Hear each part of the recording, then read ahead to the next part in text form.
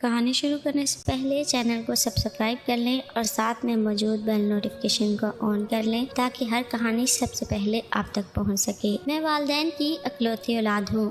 میں جب پیدا ہوئی تو گھر والے بہت خوش تھے کیونکہ میں شادی کے 8 سال بعد پیدا ہوئی تھی۔ میں گھر والوں کی آنکھ کا تارا تھی۔ بچپن سے ہی میں بہت خوبصورت تھی۔ گول مٹول چہرہ، اوپر سے نیلی آنکھیں، گورا رنگ اور گال ایسے سرخ جیسے کندھاری انار ہوں۔ دیکھنے والے پہلی نظر میں مجھے ایک خوبصورت پٹھانی سمجھتے تھے۔ جب بھی کوئی مہمان ہمارے گھر آتا تو وہ مجھے ضرور گود میں اٹھاتا کیونکہ میں بالکل گڑیا کی طرح لگتی تھی۔ جب میں 4 سال کی ہوئی تو گھر والوں نے مجھے شہر کے سب سے بہترین اسکول میں داخل کروایا۔ میں کلاس کی سب سے حسین لڑکی تھی۔ ایک تو میں حسین تھی اور اوپر سے ذہین بھی، اس وجہ سے کلاس کی سب ٹیچرز مجھے بہت پسند کرتی تھی۔ جب میں تیسری جماعت میں آئی تو میرے محلے کی ایک لڑکی میری کلاس میں داخل ہوئی۔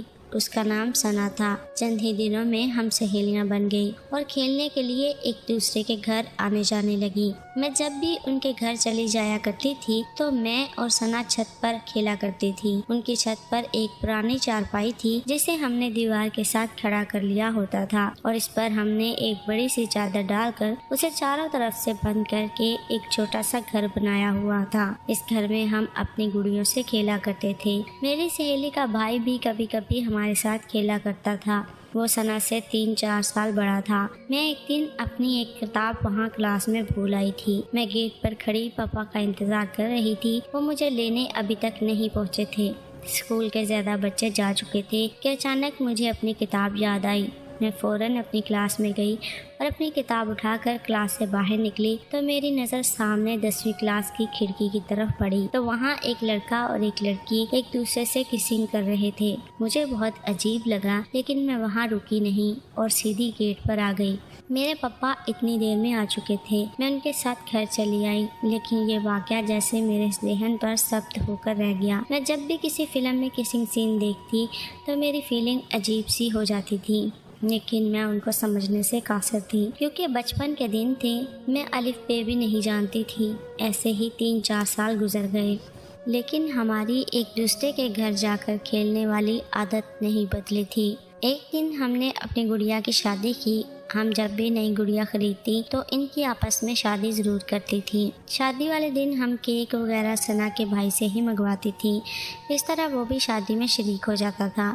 اس کی عمر تقریباً 15 سال ہو چکی تھی اور میں بھی اس وقت 12 سال کی ہو چکی تھی۔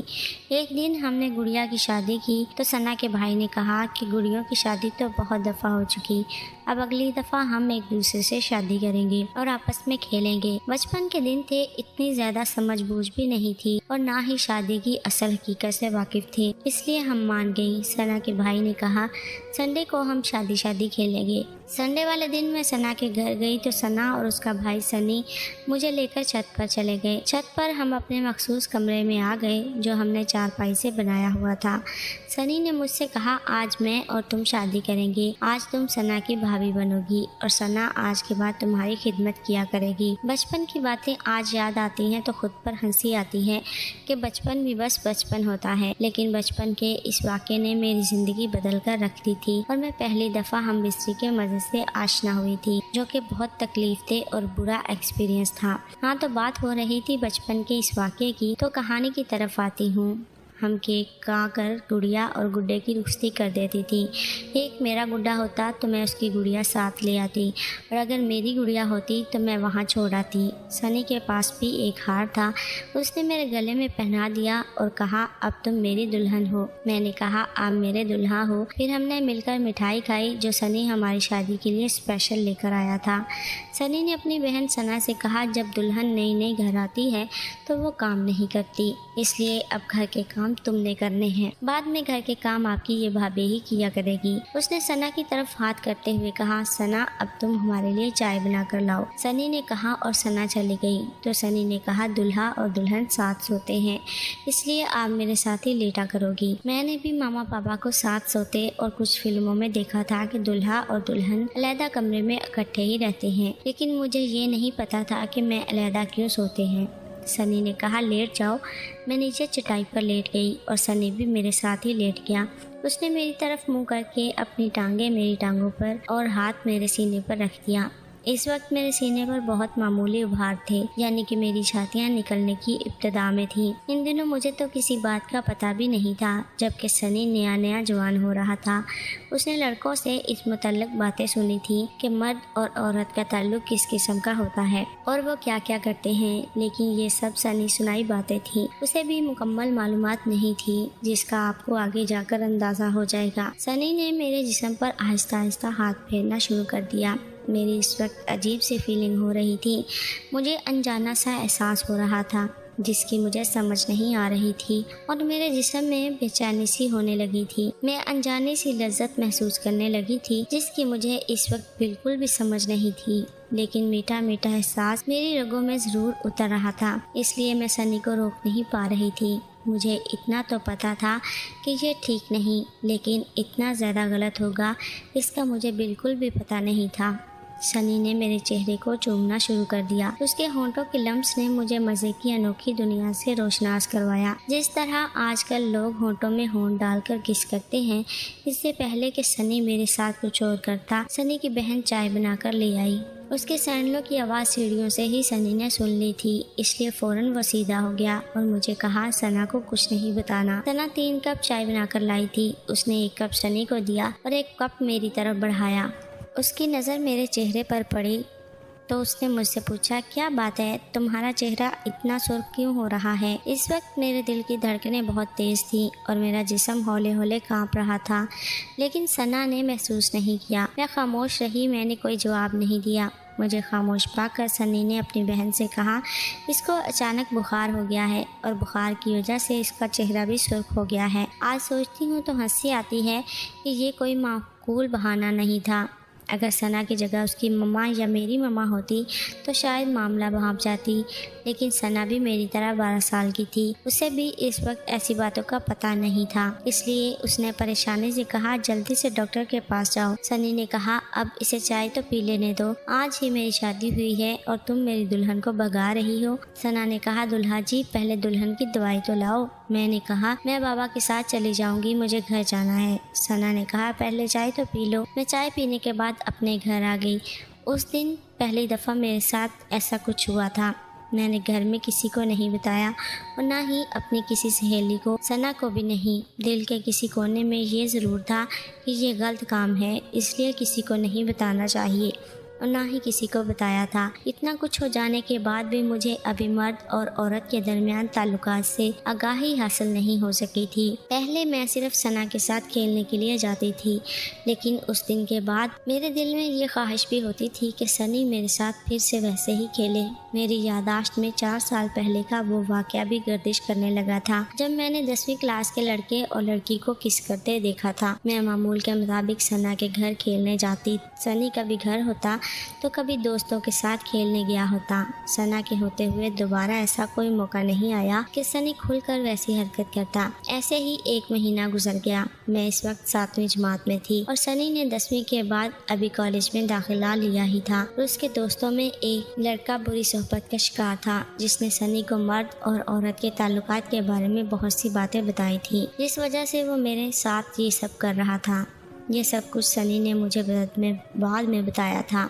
ایسے ہی ایک دن میں ثنا کے گھر گئی تو گھر میں سنی کے سوا کوئی نہیں تھا۔ سنی نے میرے پوچھنے پر بتایا کہ ثنا ماما کے ساتھ بازار گئی ہے اور انہیں آنے میں کافی وقت لگے گا۔ چاہیے تو یہ تھا میں واپس چلی جاتی، لیکن ذہن کے کسی کونے میں اس دن کا مزہ تھا جس نے مجھے جانے نہ دیا۔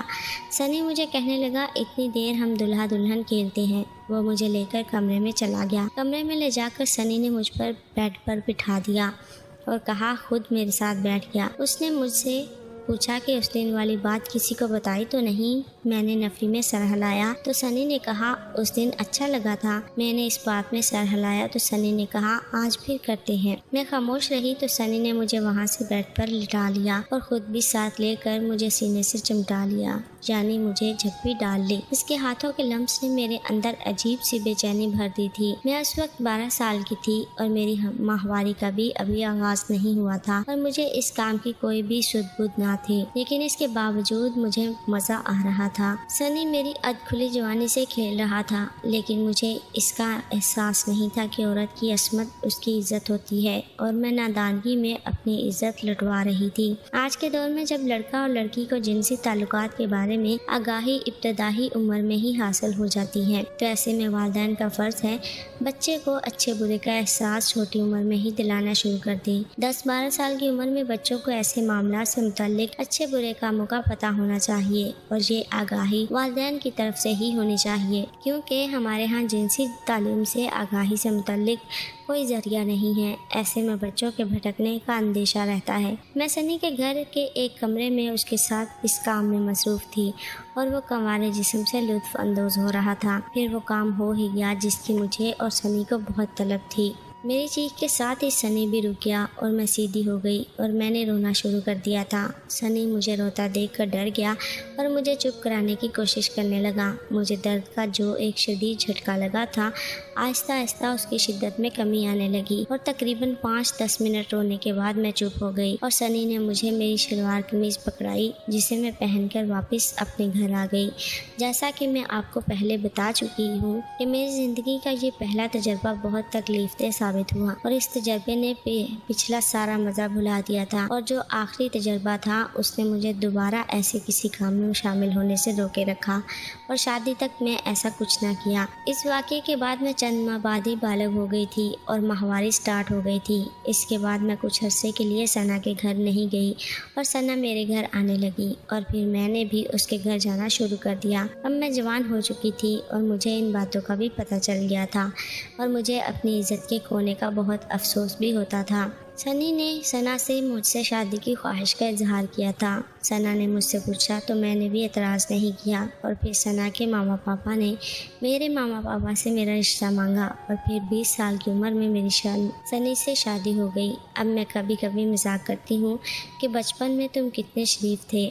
قارئین، آپ نے اخبارات میں پڑھا ہوگا 5 سالہ بچی سے زیادتی، کبھی 10 سالہ بچی سے زیادتی اور کبھی 12 سالہ بچے سے زیادتی۔ اس کی بہت ساری وجوہات ہیں، لیکن سب سے اہم وجہ والدین ہیں جو اپنے بچوں پر صحیح سے توجہ نہیں دیتے۔ میں گھر پہ بتا کر جاتی تھی میں ثنا کے گھر جا رہی ہوں، لیکن کبھی بھی میرے ماما پاپا نے یہ جاننے کی کوشش نہیں کی میں وہاں کیا کرتی ہوں اور ساتھ میں کون کون کھیلتا ہے۔ اب یہ بچے کی قسمت کے کس گھر میں جا رہا ہے، اس گھر میں کوئی جنسی جنونی تو نہیں رہتا۔ اگر رہتا ہو تو یہاں سے بچے کی بدقسمتی کا آغاز شروع ہو جاتا ہے اور پھر ساری زندگی یہ بدقسمتی اس کے ساتھ رہتی ہے۔ جس کے ساتھ بچپن میں جنسی استحصال ہو چکا ہو، ان میں سے زیادہ تر بڑے ہو کر اخلاقی گراوٹ کا شکار ہو جاتے ہیں اور ایسے لوگ بہت خطرناک ہوتے ہیں۔ ایسے لوگوں سے اپنے بچوں کو بچا کر رکھنا چاہیے۔ ویسے یہ کہانی کم اور ہمارے لیے ایک سبق زیادہ ہے۔ آپ کو کیسی لگی کمنٹ میں ضرور بتائیں۔ ملتے ہیں ایک اور ویڈیو کے ساتھ، تب تک اپنا خیال رکھیں، ہمیں دیجیے اجازت۔ اللہ حافظ۔